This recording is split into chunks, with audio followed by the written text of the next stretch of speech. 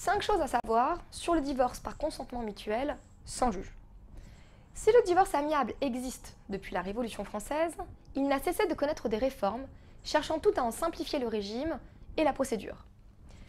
Dernière étape de cette évolution, le divorce par consentement mutuel déjudiciarisé est entré en vigueur au 1er janvier 2017. Alors, quelle est la procédure applicable à ce nouveau divorce? Quels en sont les points forts et les faiblesses? Premièrement, c'est un divorce sans juge. Le premier avantage de cette nouvelle procédure de divorce est en effet qu'elle se déroule en dehors de la présence d'un magistrat. Ainsi, lorsque les époux s'entendent sur la rupture du mariage et ses effets, ils peuvent, assistés chacun par un avocat, constater leur accord dans une convention de divorce qui prendra la forme d'un acte sous seing privé signé par les époux. Cette convention doit ensuite être déposée au rang des minutes d'un notaire.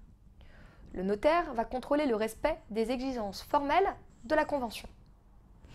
Deuxièmement, c'est un divorce qui est négocié par les époux. Dans le cadre de cette procédure de divorce, les époux vont ensemble, avec l'aide de leur avocat, se mettre d'accord, tant sur le partage des biens qu'ils disposent en commun, que sur le montant de la prestation compensatoire ou de la pension alimentaire, ainsi que sur la garde des enfants. Tous les aspects du divorce sont ainsi réglés directement par les époux d'un commun accord.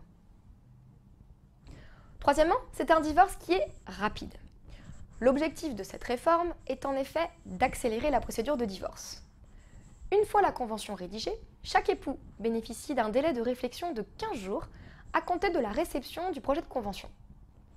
À l'issue de ce délai, les actes sont signés par les avocats et les époux ensemble. Dans un délai de 7 jours suivant la date de signature, la convention de divorce est transmise au notaire. Le notaire dispose à son tour d'un délai de 15 jours pour déposer la convention au rang des minutes, ce qui lui confère force exécutoire. Au total, il faut donc compter environ 1 mois et demi pour que le divorce puisse être acté. Quatrièmement, c'est un divorce qui peut s'avérer coûteux. En effet, afin de protéger les parties, la procédure impose désormais la présence de 2 avocats représentant chacun l'un des époux. Par voie de conséquence, le coût du divorce se trouve impacté, puisque les époux devront régler chacun les honoraires de leur avocat, alors qu'auparavant, un seul avocat pouvait représenter conjointement les 2 époux. Aux honoraires des avocats, il convient d'ajouter également les frais d'enregistrement qui seront à régler au notaire à hauteur de 50,40 € TTC, ainsi que, éventuellement, les frais liés à l'établissement d'une copie exécutoire de la convention de divorce. 5e point, c'est un divorce qui tient compte de l'intérêt des enfants. En présence d'un enfant mineur capable de discernement, les parents devront lui demander s'il désire être entendu dans le cadre de la procédure de divorce. Si tel est le cas, la procédure devra se dérouler devant un juge qui sera chargé d'entendre les enfants.